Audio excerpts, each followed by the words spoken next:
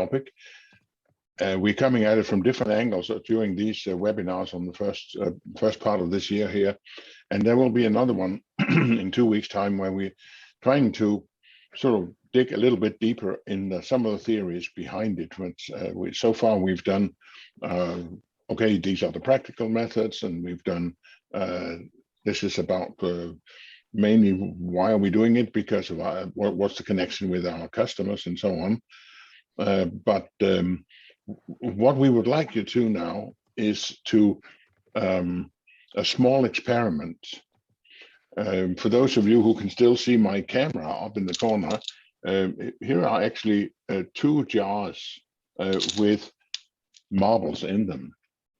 And our product owner, Frank, which is our standard figure, he needs to estimate the value of those 2 jars. He knows he's not very good at it, so he'd like your help. Everybody sort of agrees on that it's a good idea to have many people, then it seems to aggregate well, and we get more useful results when we ask many people. So we'll show you a photo of the 2 jars now, only for 10 seconds, and then you have to make an impression of what it is. So we'll ask you to go to Google Form, and we'll put a link in the chat here, and you can click that one and answer 4 simple questions. How many yellow plastic marbles do you think there is in the small jar? How many of the other ones? And how many of the yellow ones in the large jar? And how many of the other ones? And we'll show you a picture where you see them from one side, and then we've turned them around and you see them from the other side as well, so that just to show you we're not cheating you and hiding an awful lot of yellow ones that can't be seen and so on. But obviously this is not an ideal estimation, but I'd like to try it. And then this is a little psychological experiment. So here we go. The form is going to look like this. And you can, it's a Google form, there should not be any restrictions on it. How you get into it. Have you put the link in the chat, Anne? I have, and just to say, it's not it's not the graphic that you are estimating. It's, you'll see the yeah. So okay, here they are. We only have 2 minutes for the answer. So so therefore it will be relatively quick. So this is our check-in procedure this evening, just to focus you on what's going on here. And here we go. So the jars, here they are, seen from one side and seen from the other side. And counting 5, 6, 7, 8, 9, 10. That was it. Unfortunately, all the information you got. These ones don't count. don't start counting the green ones on this picture. So it was the real photo. But please go to the form and fill it out. And we'll take 2 minutes, and then and time is out. Now, with a little bit of luck, this is the first time we're trying out this particular one here. But with a little bit of luck, we should be able to. I will share my screen again, if I can figure that out. Here we go. And a neat feature from Google is that you can actually calculate in real time. And here are the answers. The answers here, where you can press the present button, then you can see the entire thing. Correct. Yeah, that's. So what happened here was that everything that you recorded went into a spreadsheet. That spreadsheet had another little sheet that was displaying the number of the other marbles, the number of the yellow ones, and you can see the red ones is the small, the green ones is the large. You can see where they are spread, and you can see what the average is. That is the dark red one. So it calculates the average. So the average here seems to be something like 68 for the small one. For the big one, it's something like 115. And you can see the standard deviation on the red ones here. That means that about 66% of the spread here is somewhere between 28 and what is that going to be? That's about 11 on the small glass and on small jar, and on the big one, obviously it's a different interval. So you see the average, you see the standard spread or the standard deviation on these things here. The size of the bubbles indicate the relationship that you came up with, the number of other marbles divided by the number of yellow ones. So the bigger the bubble, the more you believe there is relative more of the big ones. So how much variation do we see? I would claim quite a lot. If you look at it, especially on the x-axis, it's really, really a huge variation. So the relationship between the estimate of the small and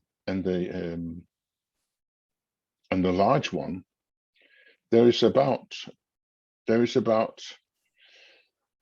I would say you tend to believe that the large one probably contains 1.8 of what the small one does. Now this is terribly interesting because you have just confirmed all the prejudices that we have about estimation. We'll go to the next one here. And I'll just skip out here. Unfortunately, I can only update, and you can see where the real numbers are. So again, go over in slideshow. So the small jar is actually pretty close. I mean, that's not bad. And this is as expected with a relatively large group of people. And it looks as if we're about 34 now. That's sufficient for a statistic significant population. And so this is as expected. Actually, the average is quite good. However, the real size of the big one is up here, very far away from the average. Now, how can that be? We're into biases, cognitive biases here, of why we normally get it wrong. There are two things at work here. One is, and let me just hold the jars up again. I'll just skip out of the sharing and go back in a little while. So now you see so here they are next to my head. This is the size of them, and you made the expected misjudgment of forgetting the third dimension. You're looking at them and it look almost as, yeah, this is probably 1.8 bigger than that one, or maybe you thought it was double the size, or some of you thought, well, of course it's a volume, it's not an area. But this is completely according to one of the key cognitive biases that we struggle with, and that is what Daniel Kahneman calls, what you see is all there is. You are deeply convinced about, we all are, that what you see right now, how could it possibly be more to know? I've seen it all, and you make your judgment on that. So this is what you see is all there is, cognitive bias. The other bias that is at place is that actually at work, and probably aggravates this one, is I specifically asked you to focus on the small one first, and therefore all experience shows very, very scary. that you are now anchored to the small number. And when you shift your thinking to think about the big jar, you will be anchored to the small number, and hence do not make sufficient correction. What happens in your mind is that you will move upwards and say, well, it is bigger, it is bigger. Now I come to a point, I'm not sure anymore that it's bigger. So you stop too early in adjusting. That's called anchoring. There's the same reason those of you who've been sitting in on our talks about estimation poker, and we always argue that people should show the cards at the same time, because if one of us have already shown a card, that is going to be defining for the other people. They can't help it. It's called anchoring. It's also a really nasty thing. And the last thing here, which probably should scare the living daylight out of you if you are about to estimate projects or send proposals to customers, is the spread here. Have a look at this spread, and I'll share the screen again now so that you can really feel it. So the spread of this, because there are two things. There's two things that work here. There's the bias that makes us get the average wrong. The small one, remember that the small one was almost correct. It was pretty close and was good enough for government work. Whereas the second one, the big one, was way off.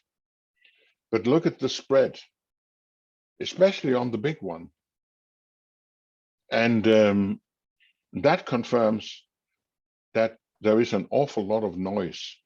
So we'll talk a little bit about noise tonight, but we're going to end up in a cliffhanger and try to lure you back to in 2 weeks' time to talk more about noise and dive into that until now rather undiscovered or certainly not treated well in any form of treatment. But that's a huge problem. The noise problem is the variation we find among people. So I bet you if you were to get into a product development team and ask a bunch of people the same question, you would get an equally nasty surprise on the spread. And therefore, of course, we try to value together. So I'll put together the results so you can see it. If anybody wants to redo this experiment, contact us and we'll give you a link to the forms and the spreadsheet so you can play around with it yourself and scare some other people with it. For now, I think that's really what we want to say as a starter, and I've already spent too much time, so I'm speeding up. We want to talk about a little bit again why we need predictability, especially in relationship to customers. Some of the causes, and we've actually just touched them, so we can skip some of the later talk. Lack of skills, lazy thinking, bias and noise.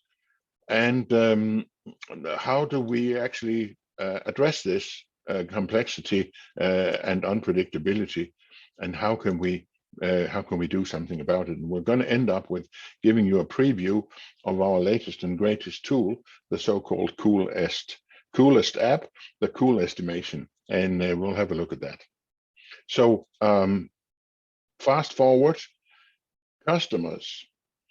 Takes months to find a customer, but only seconds to lose one. The good news is that we should run out of them in no time with the way we treat them. So we want to focus on customers. What matters, create value, because we want long-term relationships with our customers, and therefore predictability is a key. If the customers can trust what we say and we are reasonably predictable in what we actually deliver and set expectations correctly, then we have sustainable customer relationships. And more or less anybody who's tried this knows that it costs about 10 times as much to get a new customer as it does to sell to an existing one. That is, if you treat your existing customers reasonable. But you have to have trust, and these people will then come back and they will also recommend you to other people. So how do we do this?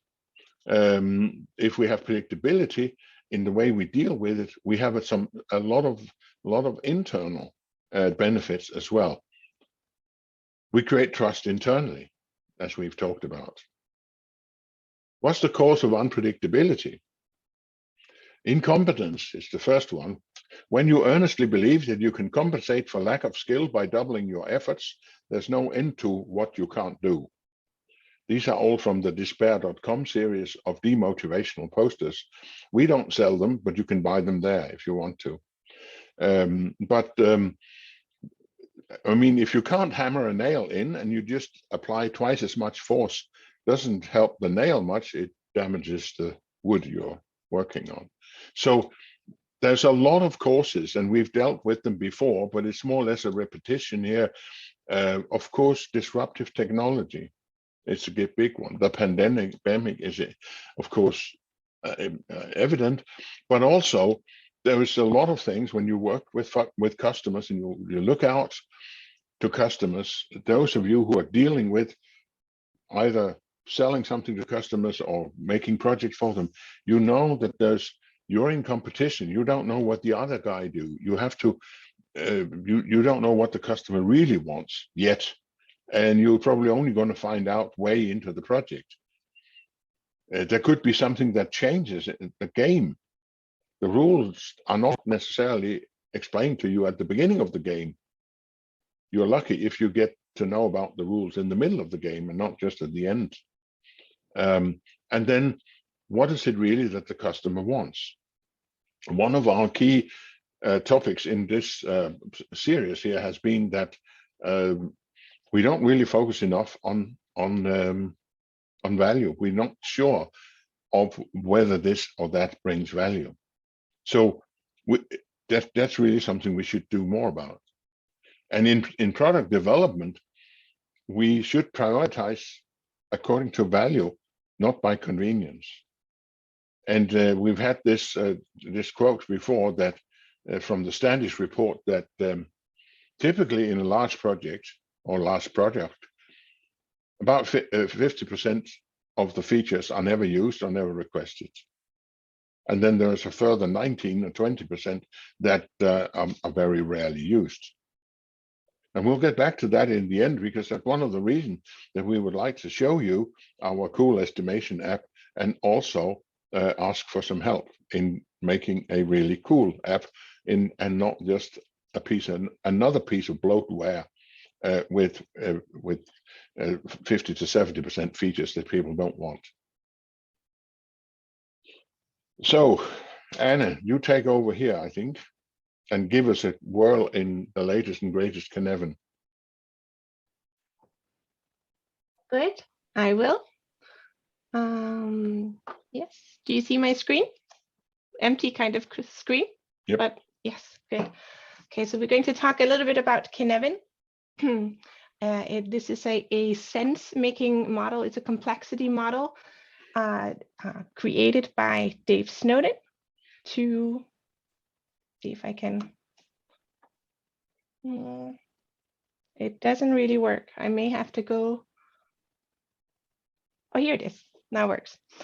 It's a sense-making model to help us understand how systems work and how complexity works.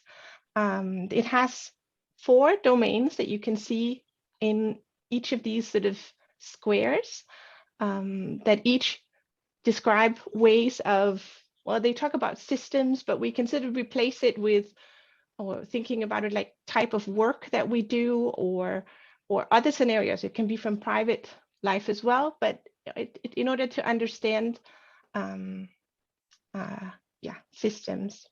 So this is made by Dave Snowden and his organization of Cognitive Edge.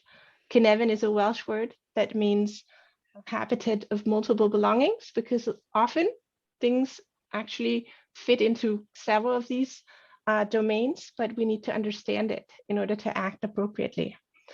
So this is a newer illustration with some newer vocabulary attached to it as well. In the middle, we have the confusion area. It's a little bit underplayed actually here because it looks so small, but it is actually the place where we're at most of the time, because their argument is it's where we're at if we don't know where where this system fits in, where our situation fits in otherwise in the graphic here. This is where we sort of, I guess it also fits in a little bit the bias of that Tom Ella mentioned in the comments earlier, where we interpret things from where we usually at, from what we usually do. We think everything in the future is the same.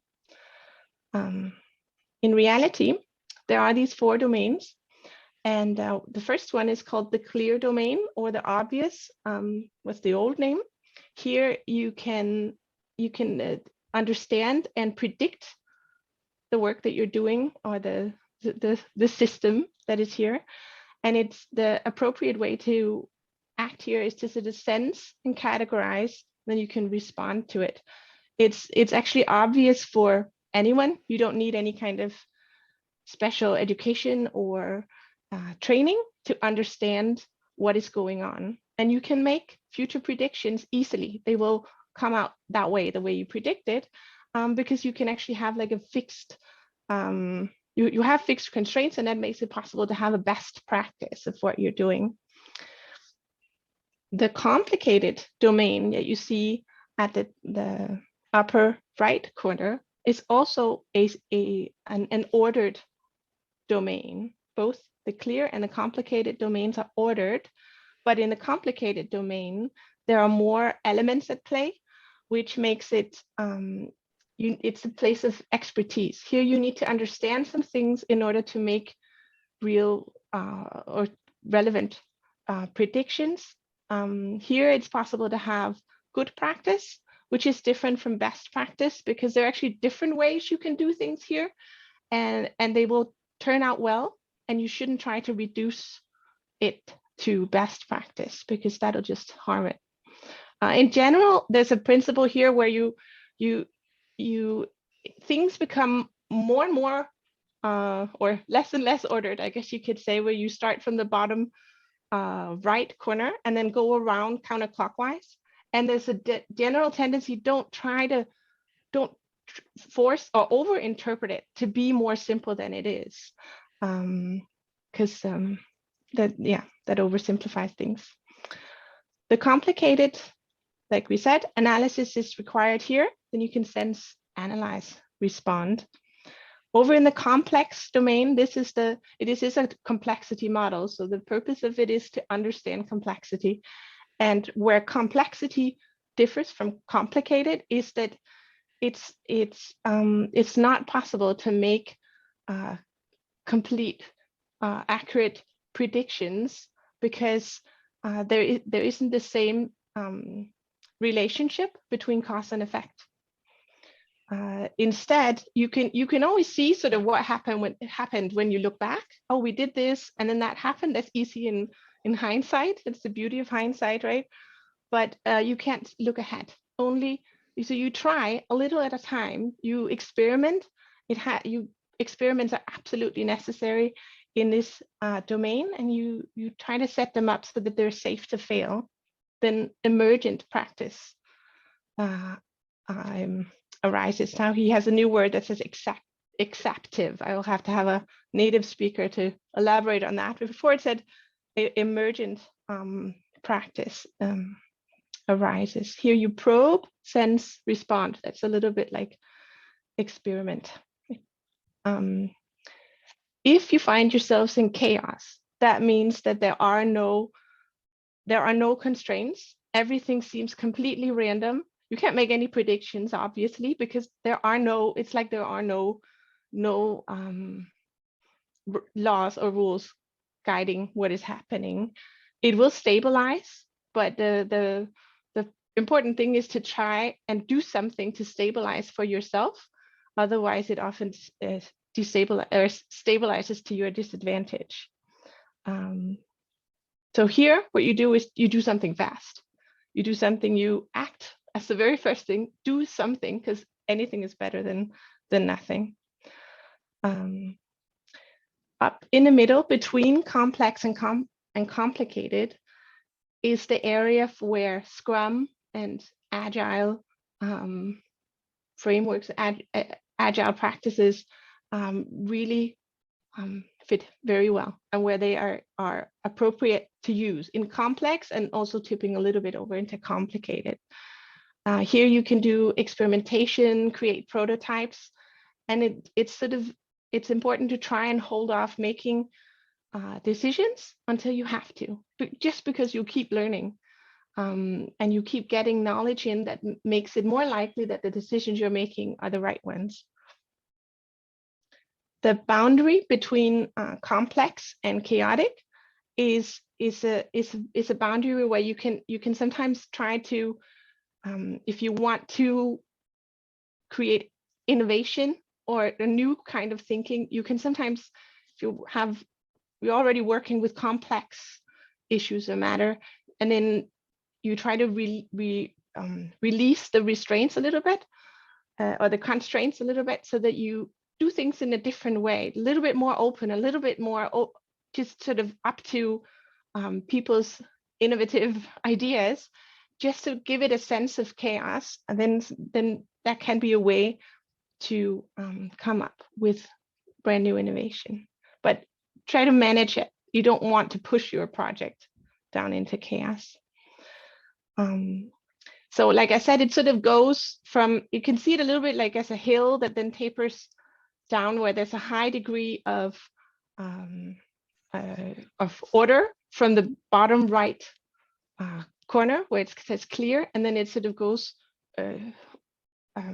down to until you get to chaotic. And things can move back and forth here, where they're more or less complicated or clear. But one border that you shouldn't try to cross with your work, with your projects, is the border that is between clear and chaotic. They say that this little swirly thing at the bottom is supposed to look like a cliff. I don't know that it does, but that is what it's supposed to look like, because it's really expensive and really damaging if you overinterpret and oversimplify the way you're approaching your project, your work, whatever it is that you're looking at and analyzing, and overinterpret it to be completely clear, because you can drop straight into chaos, and it's really hard to recover. Between clear and complicated, you can have stable knowledge, and between complex and complicated, I think, Kurt, you might have to comment on what stable dynamic exactly means, because I didn't make this slide, but I guess it's more dynamic, what you can, it changes a little bit more. Sorry, go ahead. Oh, I thought it was a comment. Yeah, great. I think this is back to you, Kurt. Actually, you can take over the screen. Okay, we'll do that. We get back to more or less the same screen, I hope. And again, speeding up a little bit here, we are just those causes of unpredictability that we have, and especially remembering the complex domain as the main territory we are addressing here. Over in the obvious or the clear, we have statistics, we have data, we know, we can predict, but up here we have all the things we are struggling with that we said here. So one of them, and which we'll talk more about in 2 weeks' time, is the concept of noise. Daniel Kahneman has come up with this new scary book about how weak our decision making really is because of noise. Noise is a variation in judgment. This was the spread we saw before, not the bias. So he illustrates it with a shooting match here. If you shoot with bow and arrow or with a rifle, and what we want to have here is, of course, low variance, low bias. This is almost as good as it gets over here in the top left corner. Down here in the bottom left, we have a bias. All the bullets are in the same place roughly, but offset from where they should be. Over here to the right at the top, we have high variance where they're spread all over the place. And here they are furthermore offset due to a bias. But there are two different things at work here. They're not the same. And his claim in this book here is that noise we have largely forgotten to address we've over the last 20 years or so, we've been relatively good at identifying biases and tackling those. But now the time has come to do something about the noise, especially because the noise is so big in the complex domain. And so dear old Kahneman has come up with this, and we'll dive into some of the details, not just his, but also the people he quotes. We'll try and give you an overview in 2 weeks' time. So, okay, we're looking for the best return on investment here. Again, another one from our friends at despair.com. Apathy. If we don't take care of the customer, maybe they'll stop bugging us, and that's for sure. That will happen.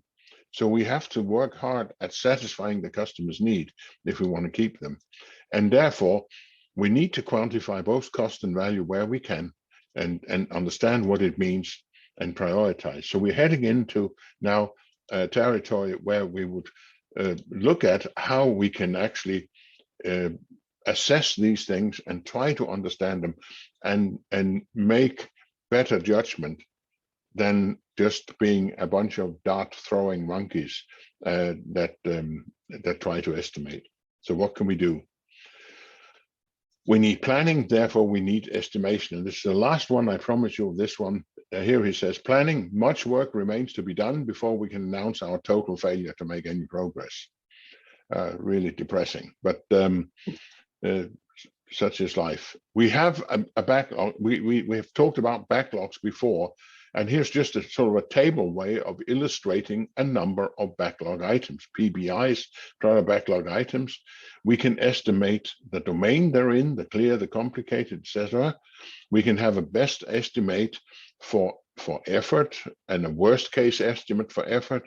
We can have a value that we can either identify with Kano's, Exciter, must have, and sometimes they can be quantified, and we can give a best estimate of the value that the customer thinks this will bring, and the worst case of that. So we have all this data here, and how do we actually go about dealing with it?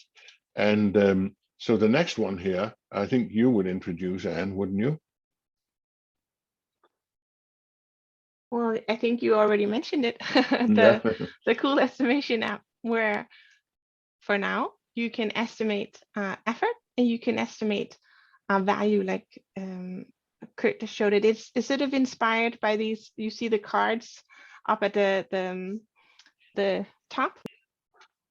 So we're in here, and the cool estimation app with this logo here is an application, and we'll get back to talking about the technology a little bit later, but in principle it's about being able to do these advanced estimations and have a good way of doing that. Tools are typically not really made for that, but we've added this and it will be integrated with our Agemba as well. So one thing here, you can create new estimation, you can see the estimations that you've already done.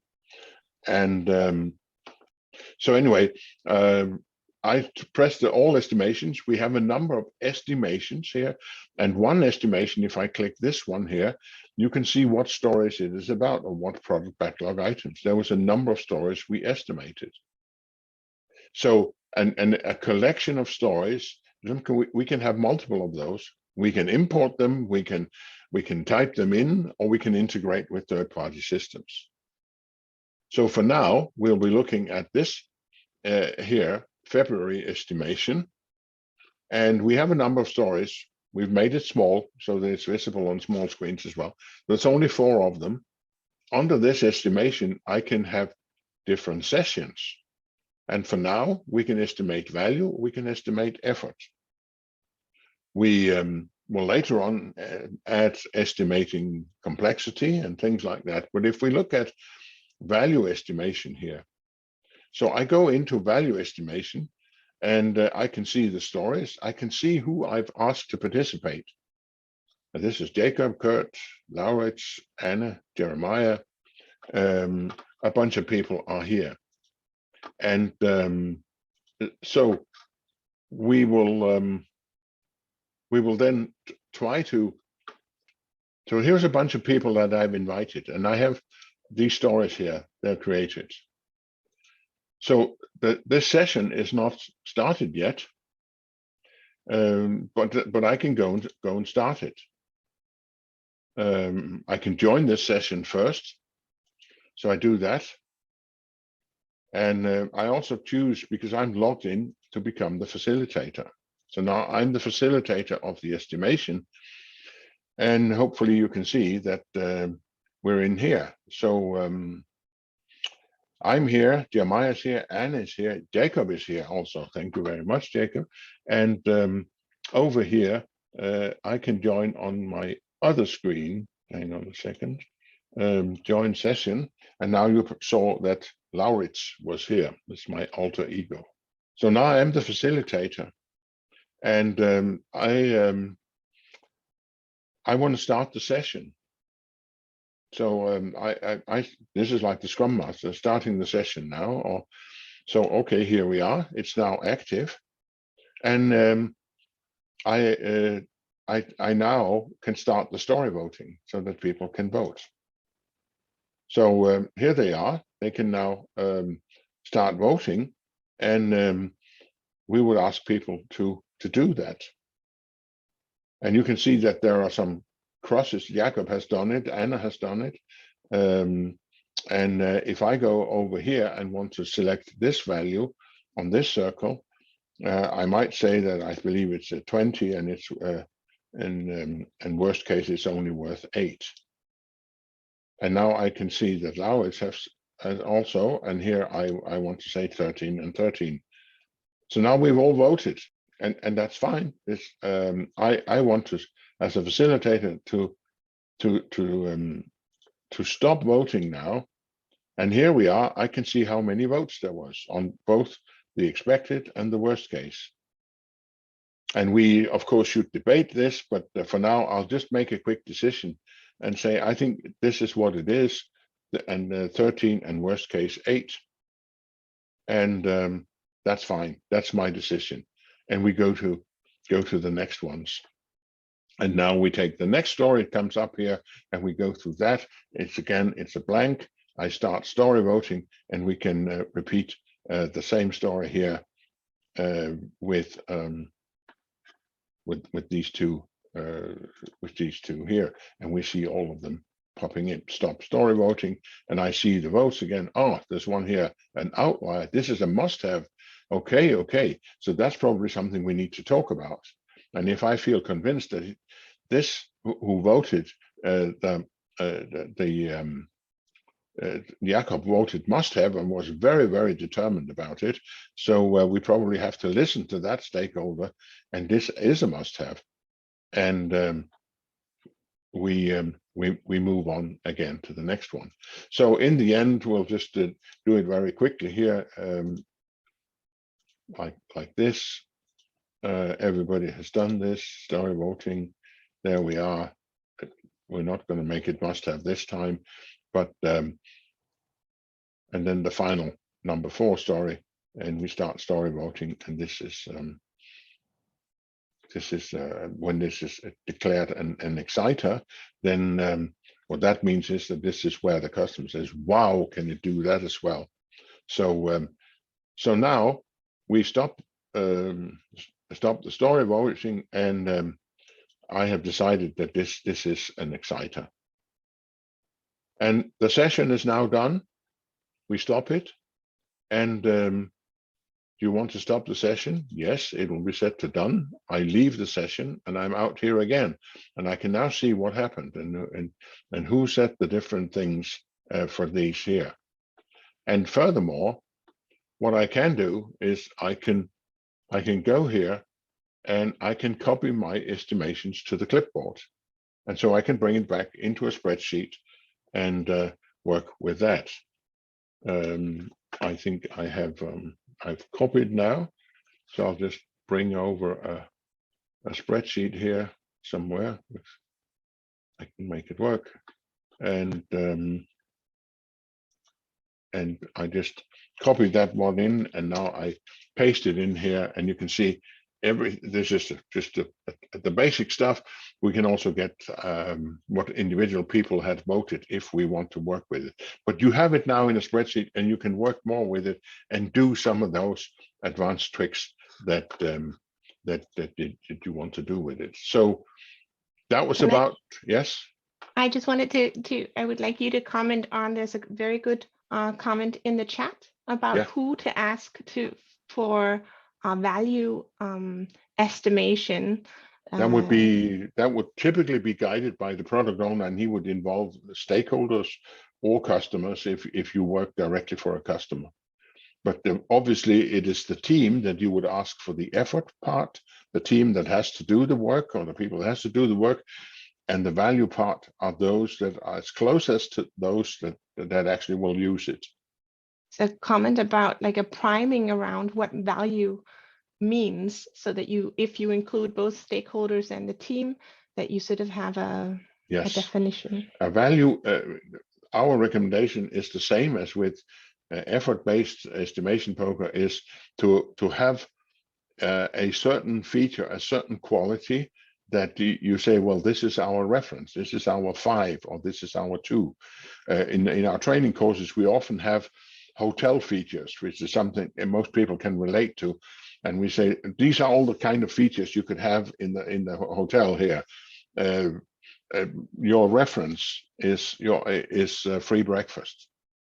So when we have a feature like a happy hour in the bar from 5 to 6, is it more or less valuable than free breakfast or free parking, for example? Well, if it's in Copenhagen, it's worth more than free breakfast, and if it's out in the countryside, it's not worth that much. So, okay, you compare to a known entity.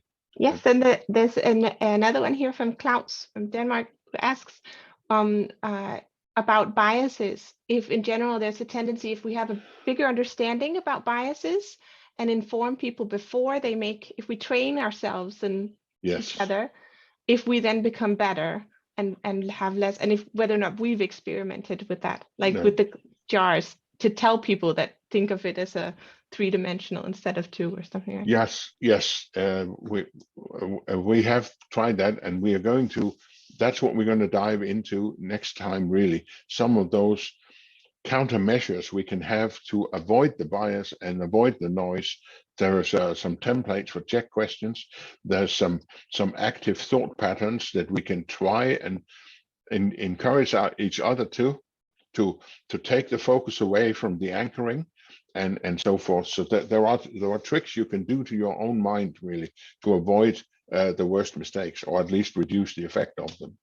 And I think perhaps if you would just explain a little bit about, then I would round off with just before we end with showing you a presentation of this data here in a kind of a alternative way, which I think would be interesting for you.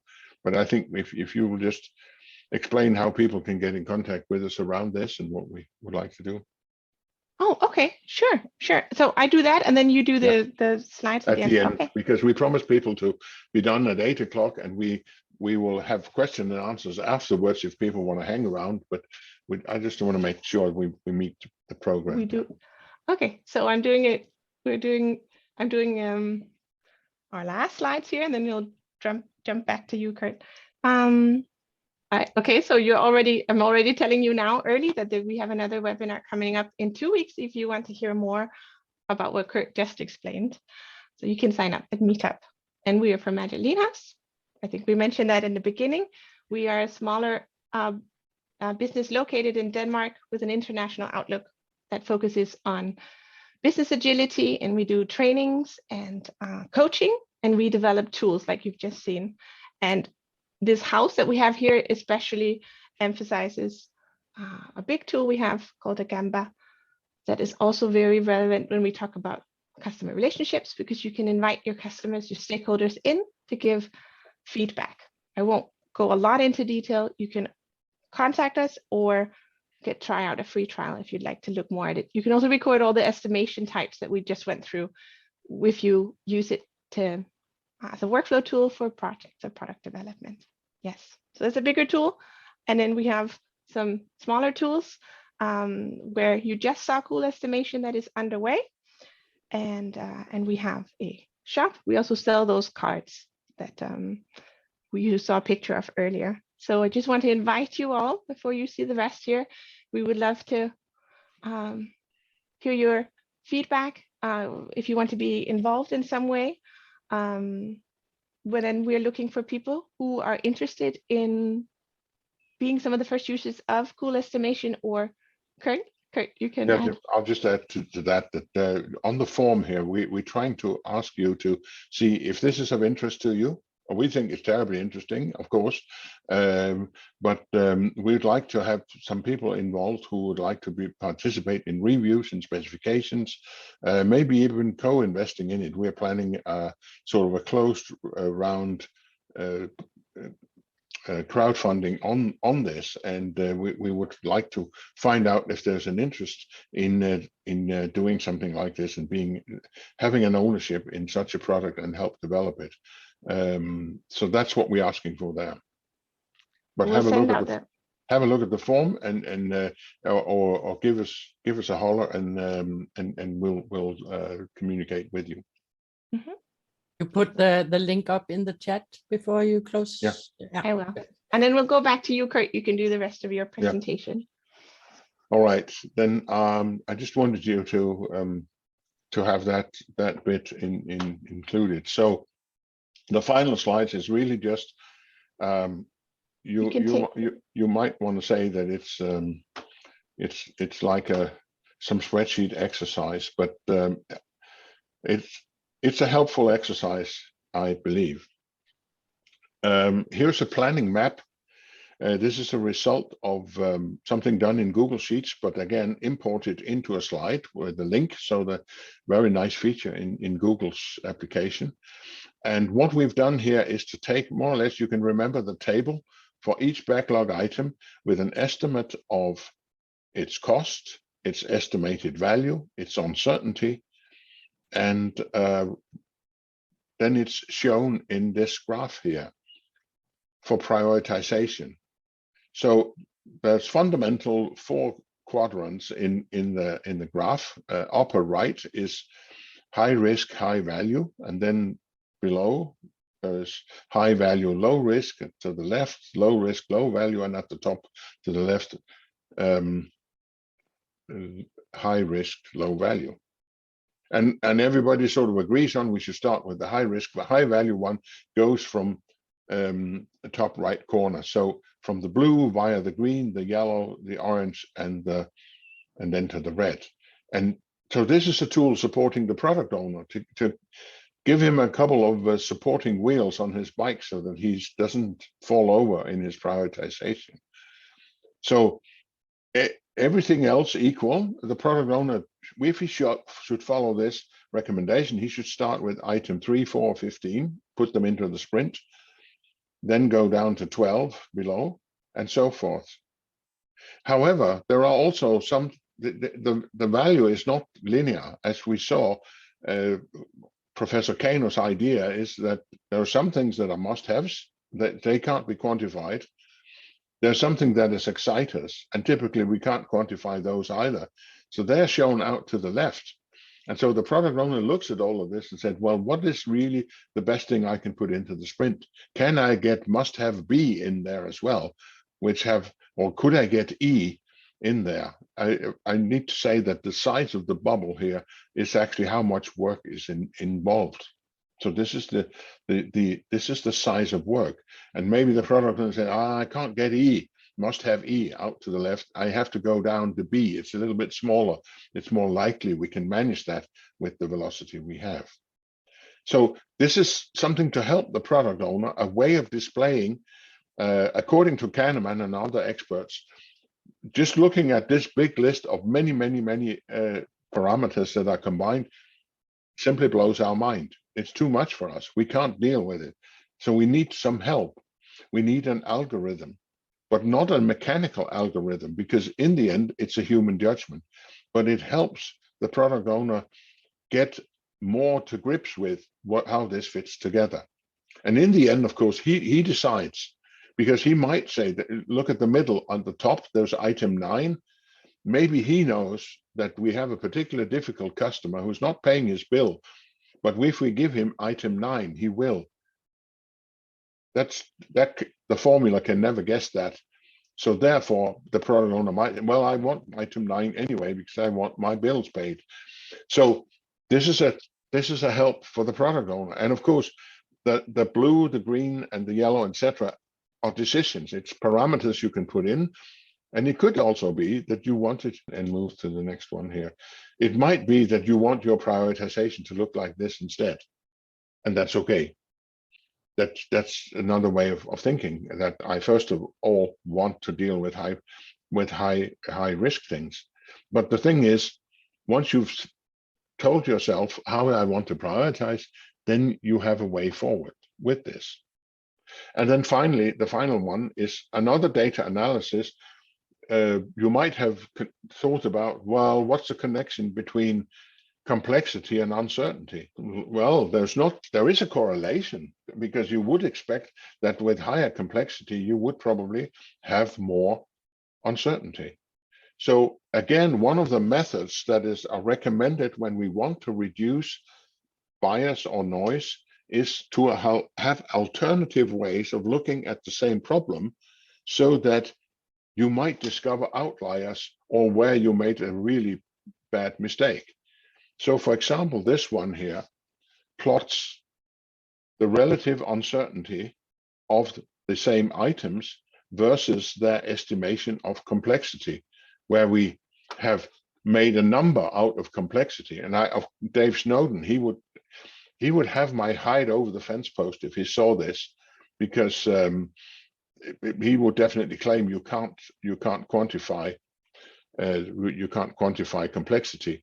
But we've done it anyway in order to make a visual out of it. And so what we can see is that we would probably expect this trend line to be where they should be, but they're not. There are some outliers. Item 3 here is unusual, and we want to ask the team, with this high level of uncertainty, how come that you still claim that it's a complicated job? Or that one over here is also in the complicated area, instead of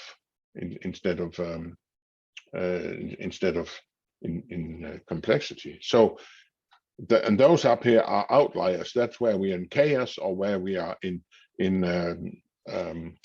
disorder. So with that, I think it's 8 o'clock, and I would stop this and just sort of sum up and say, in order to battle these different, both the noise and the bias, you have to use tools like that. The good news is there is a way to battle it and to combat it. The bad news is it's not free. Unfortunately, it costs work. There is no such thing as a free lunch also here. So I think these were the words for tonight, and from our side, and feel free to hang around and post questions. We're not going to leave anytime soon. So thank you very much for listening and staying along.